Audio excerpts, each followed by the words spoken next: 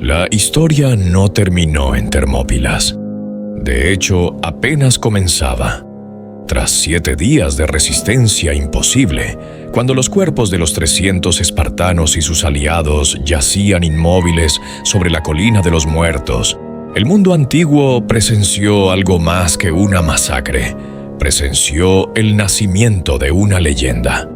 El rey Leónidas había muerto rodeado de sus hombres, en una última carga desesperada, resistiendo hasta el final, desafiando al imperio más poderoso que el mundo conocía. Su cuerpo fue encontrado entre montones de cadáveres, aún aferrado a su escudo. La armadura real, las cicatrices antiguas, la mirada tranquila incluso en la muerte, era el rostro de un rey que había hecho lo impensable: sembrar el miedo en el corazón de un imperio.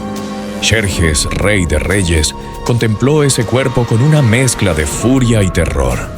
Había perdido a más de 20.000 de sus mejores hombres, arqueros, infantería pesada, jinetes, incluso a los legendarios inmortales. Todo para avanzar por un estrecho corredor de 30 metros. Y aún así, frente al cadáver de su enemigo, el conquistador más temido de su época sintió miedo. Cometió entonces el error que marcaría el inicio de su derrota. Mandó decapitar a Leónidas y clavar su cabeza en una estaca, profanando su cuerpo ante el mundo. No lo sabía aún, pero ese acto no lo hizo más temido, lo hizo más débil, porque en ese momento algo cambió. La cabeza de Leónidas no inspiró terror en los griegos, inspiró furia. El sacrificio del rey espartano se convirtió en un llamado. La imagen de su cabeza clavada en una lanza recorrió Grecia como un incendio. No fue un símbolo de derrota, sino de resistencia. Los hombres libres del mundo helénico entendieron que podían perder sus ciudades, sus templos, incluso sus vidas, pero si luchaban unidos, podían enfrentar a un imperio. Temístocles, el estratega ateniense más brillante de su generación, lo comprendió al instante. Leónidas no murió en vano. Había comprado algo más valioso que cualquier victoria: tiempo. Una semana de retraso para Xerjes significaba una semana de preparación para los griegos. Y Temístocles decidió usar ese tiempo no para huir, sino para cambiar la historia. Convenció a Atenas de hacer lo impensable: evacuar la ciudad, abandonarla. Mujeres, niños, ancianos, todos serían enviados a la isla de Salamina. La Acrópolis, los templos, las casas, los teatros, todo sería dejado atrás como cebo. Atenas se vaciaría para preparar su verdadero golpe. En el mar, la flota ateniense, reforzada por naves de Corinto, Esparta, Egina y otras ciudades, se concentraría en el estrecho de Salamina. Un paso angosto entre la isla y el continente, donde los cientos de trirremes persas no podrían maniobrar. Allí lucharían. Allí vengarían a Leónidas. La estrategia era arriesgada, desesperada, pero también era brillante.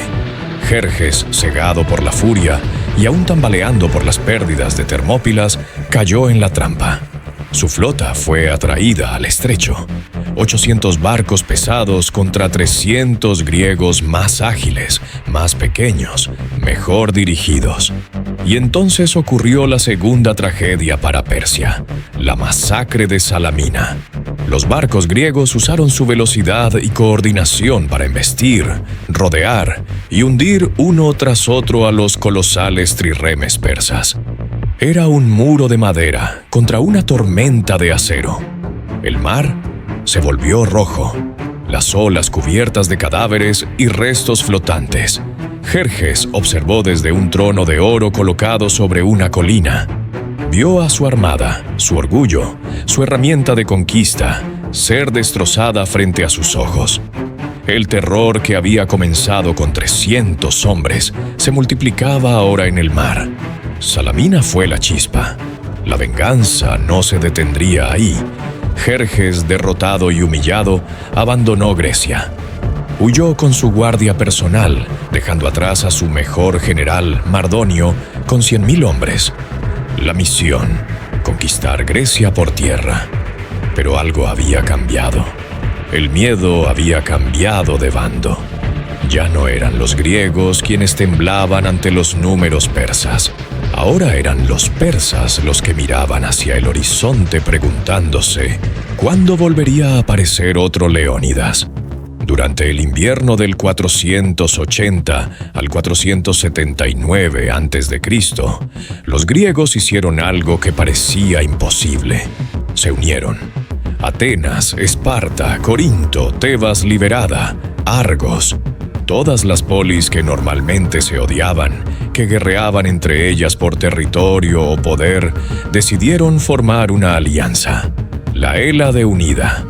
Bajo el mando de Pausanias, sobrino de Leónidas, un ejército de 75.000 hombres marchó hacia la llanura de Platea, donde Mardonio esperaba confiado. La batalla final sería en tierra, y ahí ocurrió el tercer desastre persa. Mardonio, pese a sus dotes como general, subestimó a los griegos. Cuando creyó ver una retirada desordenada, atacó. Lo que encontró fue una formación perfecta de espartanos con lanzas afiladas y corazones de piedra. Fue una repetición de Termópilas, pero esta vez en campo abierto. Pausanias y los suyos aguantaron la carga, luego contraatacaron. Mardonio murió en el combate, y con él, la última esperanza persa de conquistar Grecia.